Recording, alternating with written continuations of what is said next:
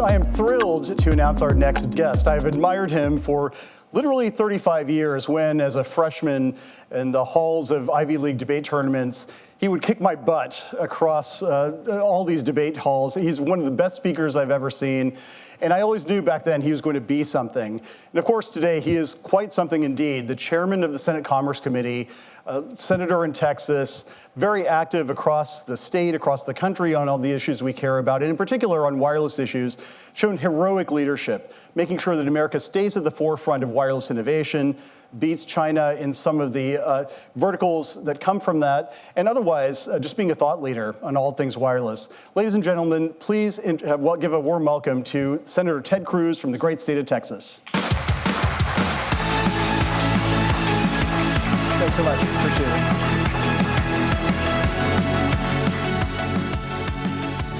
Well, Ajit, thank you. It is great to be with you. It is great to be with so many friends.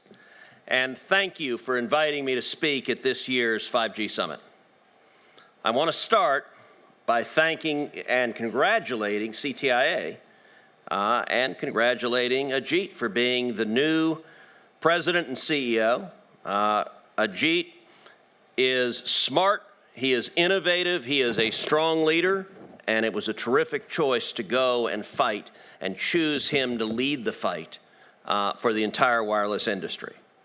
I'm sure many of you all saw Ajit's op-ed that he wrote this weekend in the Wall Street Journal, where he once again made the case for urgent action in the global race to lead on 5G. He reminded us how, under his leadership, the FCC made more spectrum available for commercial use than at any point in history, and how America can and must lead the world in commercial spectrum again. I couldn't agree more, and I want to thank Chairman Pai for his continued leadership on these and other important issues. I'm very pleased to be here today because it is hard to overstate the incredible impact the wireless industry has on Texas and our entire nation. In Congress, we're now 5 months into the 119th Congress, and profound shifts are underway. One of those shifts is with the new majority. I am now the chairman of the Senate Committee on Commerce, Science, and Transportation. The Commerce Committee has jurisdiction over roughly 40% of the U.S. economy. And my number one priority in the Senate from day one has been jobs. Jobs, jobs, jobs. And if you care about jobs, there are very few positions in all of government that can have a more direct impact on jobs and jobs in Texas than being the chairman of the Senate Commerce Committee. I'm also particularly honored to be the first Texan in history to be the chairman of the Commerce Committee.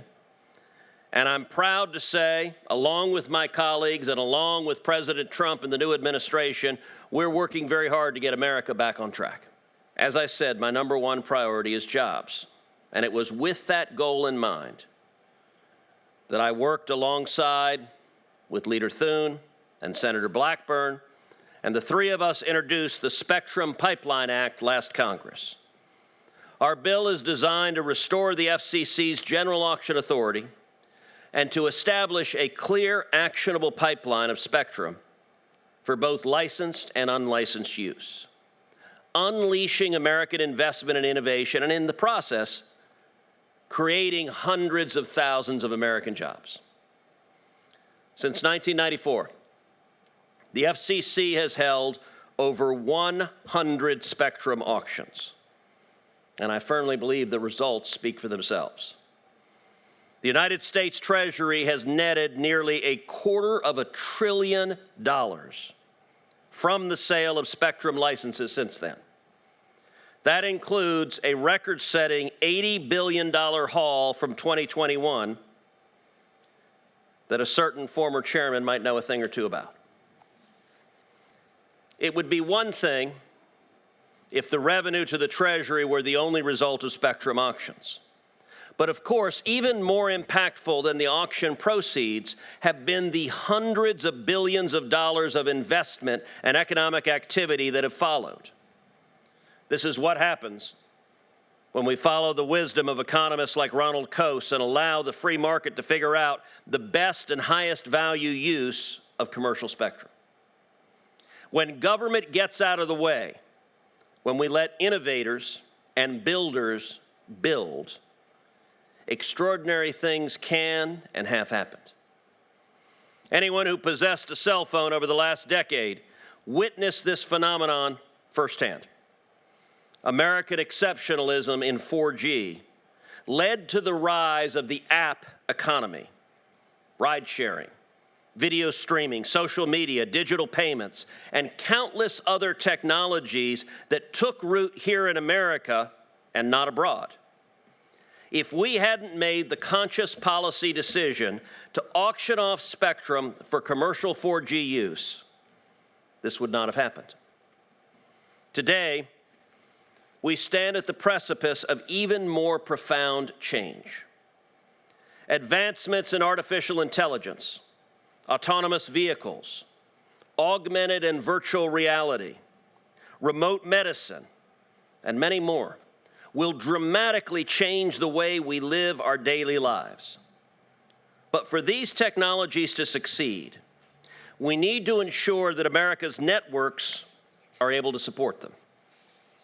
Establishing a clear and predictable amount of commercially available spectrum, as my pipeline bill will do, would allow American network operators to build the capacity they need to support the technologies of tomorrow. Inaction on spectrum wouldn't just hinder the future of our economy, it would also harm American national security. That's because we are in the midst of a global technology race against communist China. If we fail to lead the world in 5G and 6G, it will be Huawei that creates the backbone of tomorrow's global communications networks, not America or its allies. Attacks like Salt Typhoon are but a small window into a future where China and Huawei set technology standards and dominate global networks.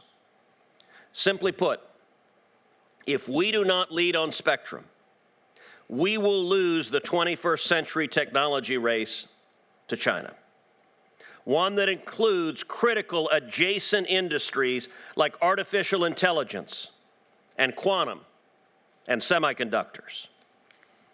That cannot happen. Let me get a bit legal for a moment to directly address concerns about the risk of losing national security mission capabilities if more spectrum is made available for commercial use. There are clear legal safeguards to prevent that outcome. Under current statute, if a band is found suitable for repurposing after a feasibility study, then NTIA is required to notify the FCC.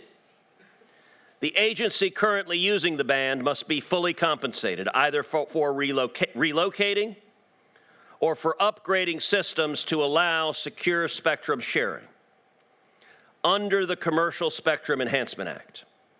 That law created the Spectrum Relocation Fund, which draws on auction proceeds to support agency transition plans. No federal user can be displaced without a funded and OMB-approved plan in place. Like any major modernization effort, this work will require coordination, investment, and resolve. But I believe America is up for the challenge. And if we succeed, we can lead the world in wireless innovation, owning the future of both 5G and 6G. To get there, we must free up more licensed and unlicensed spectrum for commercial use. My bill would do just that. Now, as everyone knows, Congress is right now undertaking budget reconciliation. We are in the midst of one big, beautiful bill. And I will tell you the Commerce title that is being drafted in the Commerce Committee, it is a central priority that we are going to restore auction authority and we are going to free up a pipeline to make spectrum available to the commercial sector.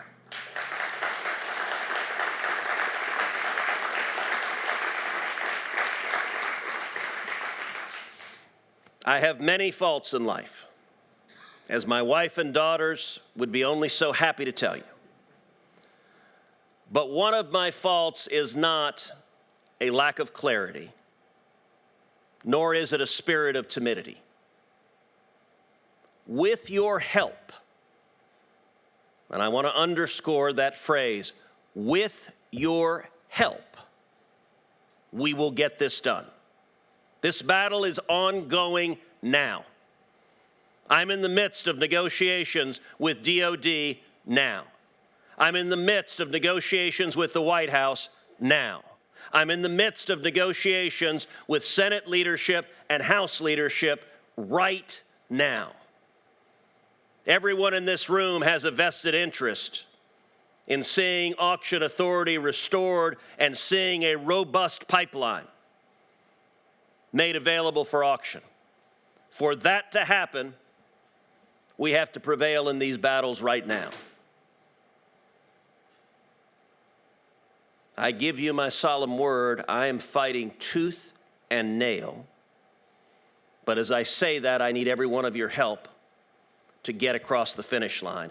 And finish we will, because the cost of failures are simply too high. Thank you, and God bless you.